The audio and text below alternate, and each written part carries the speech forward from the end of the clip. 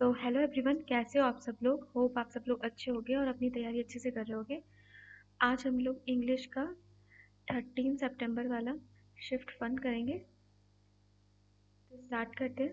पहला क्वेश्चन है, इसमें इम्प्रूवमेंट बताना है। If no substitution is required select no substitution. ठीक है, देखते हैं।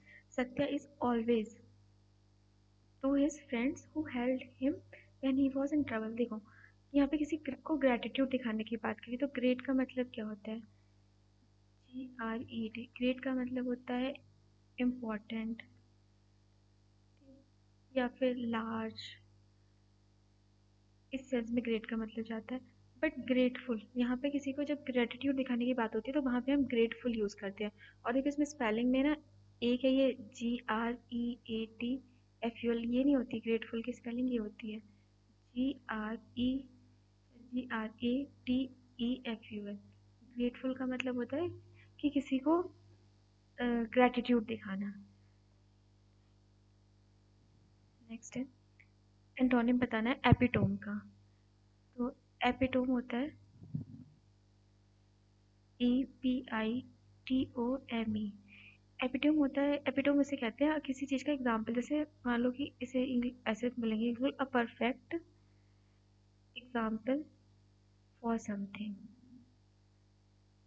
ये किसी चीज़ का एक एपिटोम ऐसे बताना, किसी चीज़ का एग्जाम्पल, एक चीज़ बताना, ऐसे टाइप पे एपिटोम कहते हैं। ठीक है, इसके कुछ सिनोनिम्स है, उससे हम देख सकते हैं कि इसका एंटोनियम एक्सपेंशन क्यों होगा। ठीक, तो इसके सिनोनिम्स है कुछ। ब्रीफ, मतलब अगर आप किसी चीज़ का एग्जांपल दे रहे हो तो उसे बहुत ही ब्रीफ में बता रहे हो, ऐसा समझ लो। पर्सनिफिकेशन,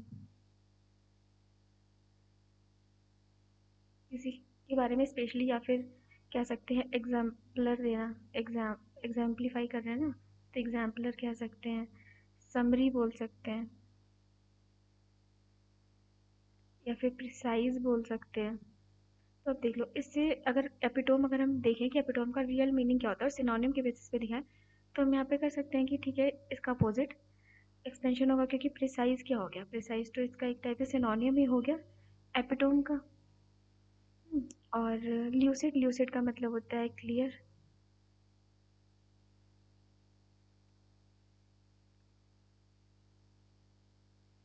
और क्या है यहाँ पे? एग्जॉर्ट है ना, एग्जॉर्ट। एग्जॉर्ट का मतलब होता है किसी को एनकरेज करना। स्पर एक होता है, स्पर का मतलब एनकरेज करना होता है, या फिर चीज। Next, mister Surya have no interior motive in offering you support. Interior motive नहीं होगा, इंटरनल मोटिव होगा। अभी हमने ना शायद एक अर्थ के सेंस में भी किया था पहले, तो इंटीरियर नहीं होगा। इंटीरियर तो बिल्कुल ही अंदर हो गया। इंटरनल मतलब आपके अंदर जो चीज़ चल रही है, बिल्कुल ये नहीं होता जैसे अर्थ का इंटीरियर पार्ट होता है, एक्सटीरियर पार्ट होता है, तो ये वाले सेंस में नहीं जा रहा है। नेक्स्ट है वन सब्सटीट्यूशन बताना है। यहाँ पे क्या होगा? The team always anticipate. Anticipate मतलब पहले से सोच लेना, या पहले से विचार लगा लेना, या वो ऐसा सोचते हैं कि हमको मिले। अब bowling friendly pitch on their easy victory नहीं होगा, for their easy victory. Next, the team will announce the winner tomorrow. पैसे बस बताना है, तब the winner will be announced by the team tomorrow. Next है, इसमें भी एरर देखनी है। By the end of this month he will been working. देखो, पहली बात तो आप यहाँ से देख सकते थे, विल क्या है? अगर ये नहीं भी बताया तो विल क्या है? मॉडल वर्ब है, और मॉडल वर्ब के साथ वर्ब की फर्स्ट फॉर्म आती है तो हम यहाँ पे बी लगाते। अगर बी होता मतलब, तो इस वजह से ये तो गलत है यहाँ पे एरर, लेकिन यहाँ पे बाय द एंड की वजह से भी एरर है। बाय द एंड का मतलब होता है बाय द एंड ऑफ। इसका मतलब होता है कि कोई भी चीज़ फ्यूचर में ख़त्म होने वाली थी, उस डेट से पहले पहले हम कोई चीज़ कर लेंगे। तो इसके लिए ना हम इसके साथ में फ्यूचर परफेक्ट टेंस लगाते हैं, क्योंकि फ्यूचर परफेक्ट टेंस भी यही बताता है कि कोई चीज़ जो हमें डेट दी है फ्यूचर की, उससे पहले कर लेंगे। तो यहाँ पे क्या आना चाहिए था? यहाँ पे आना चाहिए था विल हैव वर्कड। नेक्स्ट है, इसमें फिलअप बताना है। Kamal is not willing to purchase a house on the 12th floor of a sea side apartment as she is fearful of heights. तो हाइट्स के फियर ऑफ हाइट को क्या बोलते हैं? फियर ऑफ हाइट को बोलते हैं एक्रोफोबिया।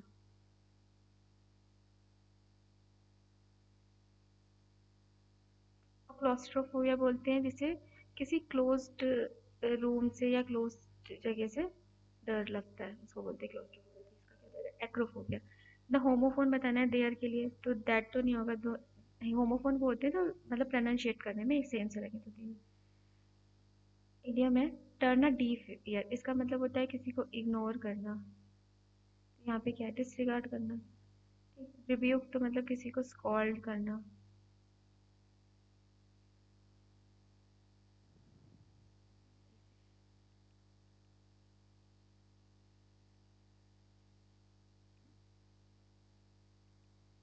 बैड पैच, इडियम बताना है। बैड पैच का मतलब होता है period of time when a person faces lot of trouble. उसको बोलते हैं किसी भी की भी लाइफ का एक बैड पैच, ऐसे बोलते हैं कि मतलब आपने बहुत स्ट्रगल देखी या कुछ भी देखा तो उसी चीज़ को बोलते हैं बैड पैच, मतलब आपकी लाइफ का बहुत ही बुरा टाइम जिसमें आपने बहुत सारी ट्रबल देखी। नेक्स्ट एंटोनिम बताना है। लार्ज का इजी है, लार्ज का तो क्या होगा, गिगनेटिक तो इसका सिनोनिम हो गया, तो टाइनी। टाइनी मतलब क्या होता है, स्मॉल। नेक्स्ट है can not be corrected, one word बताना है। Can not be corrected, incorrigible. CORRIGIBLE, incorrigible, जिसे करेक्ट नहीं किया सकता। इनक्रेडिबल, जिस पे विश्वास नहीं कर सकते या जो चीज़ बहुत ही ज़्यादा आउट ऑफ द बॉक्स है, इनक्रेडिबल है। जैसे हम किसी भी बहुत अच्छी चीज़ को देखते हैं तो इनक्रेडिबल बोलते हैं ना, कि इस पे बिलीव नहीं किया सकता था कि ये इतनी ही अच्छी, मतलब ये थोड़ा पॉजिटिव सेंस में जाता है इनक्रेडिबल का मतलब। अब देखो यहाँ पे एक वर्ड है इलिजिबल, ठीक है, और एक है इनएलिजिबल। इनएलिजिबल का मतलब आपने देखा होगा ना, जब आप फॉर्म फिल करते हो कुछ भी तो उसमें आपकी एलिजिबिलिटी मांगते हैं। तो इनएलिजिबल जो मतलब कि उसमें क्या बोलेंगे कि इनएलिजिबल है, मतलब अयोग्य है, ऐसे बोल सकते हो। या आपके पास उतनी, या फिर not have sufficient qualification for a particular post, तो उसको बोलेंगे इनएलिजिबल। इसका मतलब ये नहीं होता है कि आप पढ़े लिखे नहीं हो, बट इनएलिजिबल का मतलब होता है जो रीड और राइट नहीं कर सकता, उसको बोलते हैं। नेक्स्ट है एंटोनिम बताता है एम्बिग्यूअस। एम्बिग्यूअस का मतलब होता है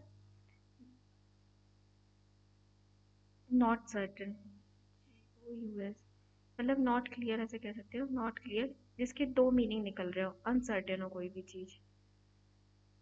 और ड्यूबियस हो, इसमें देखो सभी दी है। ड्यूबियस भी दिया, सिनोनिम हो गया।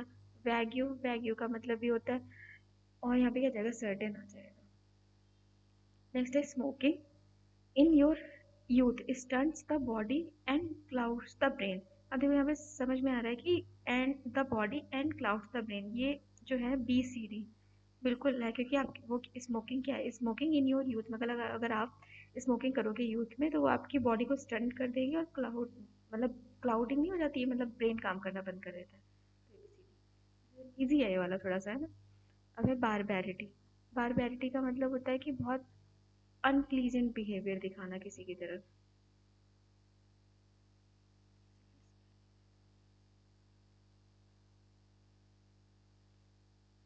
अनप्लीजेंट बिहेवियर दिखाना, ठीक।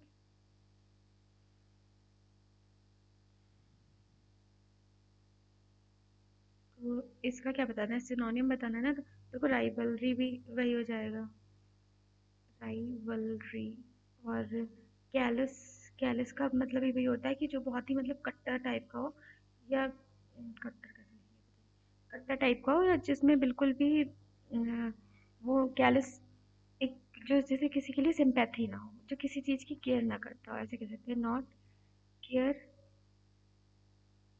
About feeling of others. और सेम बारबैरिटी का मतलब ये होता है कि अनप्लीजेंट बिहेवियर होता है। और रैंकर, रैंकर यहाँ पे था क्या, नहीं, राइवलरी, अच्छा हाँ, राइवलरी का मतलब भी क्या होता है, सेम होता है, राइवलरी। और एक और लिख लो, वायलेंट, वायलेंट बिहेवियर, है ना, तो ये इसके लिए कंपैशन आ जाएगा। कंपैशन मतलब होता है किसी के लिए सिंपैथी दिखाना। Unwritten statement made under oath, देखो मेड अंडर ओथ है तो ये एफिडेविट होगा, और कहीं पे ना टेस्टिमनी और एफिडेविट एक दूसरे के सिनोनिम भी होते हैं, अगर सिनोनिम में आगे। बट टेस्टिमनी का मतलब होता है ट्रुथ से, एक जो हम किसी लॉ या कोर्ट में देते हैं अपनी टेस्टिमनी, या फिर उसे कह सकते हैं गवाही। ये टेस्टिमनी होती है। अफर्मेशन होता है मतलब सच बोलना, ऐसे वाला स्टेटमेंट भी, बट यहाँ पे पूछा गया था अंडर ओथ हम जो देते हैं एफिडेविट होता है। नेक्स्ट है his mother never held a grudge against his father. तो यही होगा ग्रज का बताना हो। ग्रज का मतलब क्या होता है? ग्रज का मतलब होता है कि किसी के लिए नफरत, मतलब अगर सीधे शब्दों में कहते हैं तो नफरत का मतलब होता है ग्रज। तो यहाँ पे क्या हो जाएगा? रैंकर। रैंकर का मतलब भी सेम होता है। रैंकर, रैंकर का मतलब होता है बिटरनेस, हॉस्टिलिटी और एनिमोसिटी, MOSITY, एनिमोसिटी, एनमिटी। और क्या हो गया? और क्या लिख सकते हैं? हेट। ये रैंकर के मतलब होते हैं। मेल वोलेंस सेम होता है इसका मतलब भी।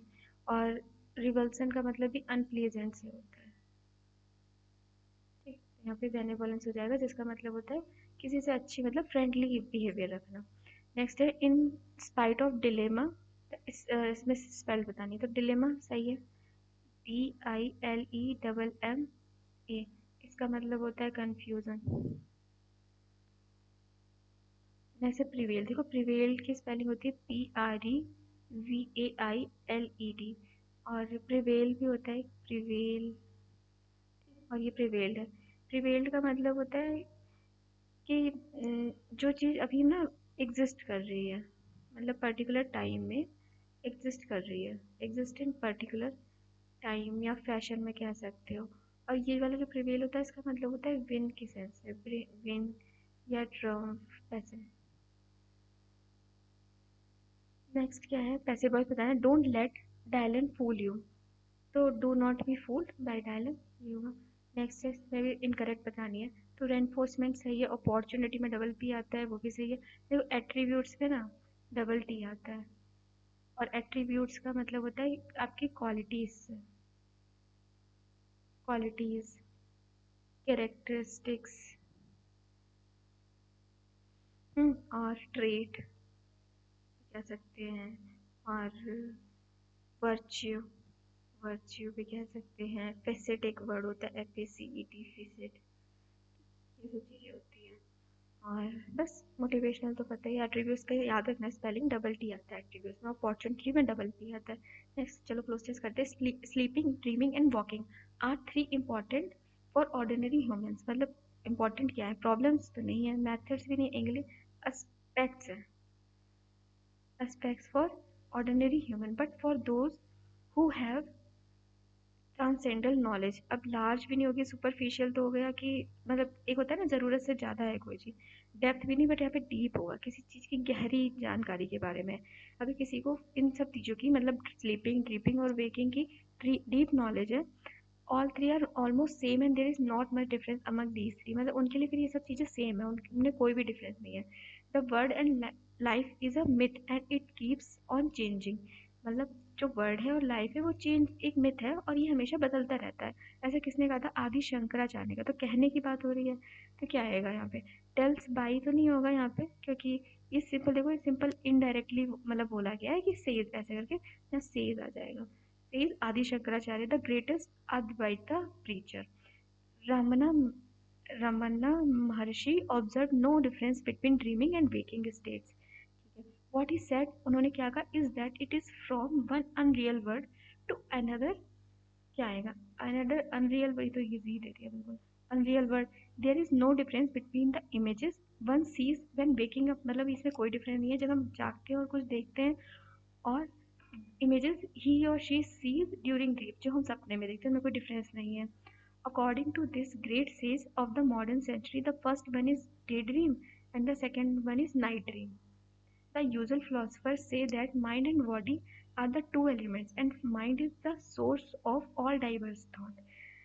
In the waking up state, मतलब जब हम उठते हैं उस स्टेट में, the mind is active with all tensions and dissatisfactions. तो हैप्पीनेस इज मिसिंग। तो हम जब उठते हैं तो हम सब कुछ जब देखते हैं तो हमारा माइंड जब एक्टिव होता है तो टेंशन्स और डिससेटिफिकेशंस होते हैं, बट और हैप्पीनेस भी मिसिंग होती है। During sleep as the mind is absent and so is the physical world, the real happiness. अब यहाँ पे क्या होगा? इज गेन्स तो नहीं आएगा, बस किसी के द्वारा गेन की जाएगी, तो इज गेन्ड। ठीक है।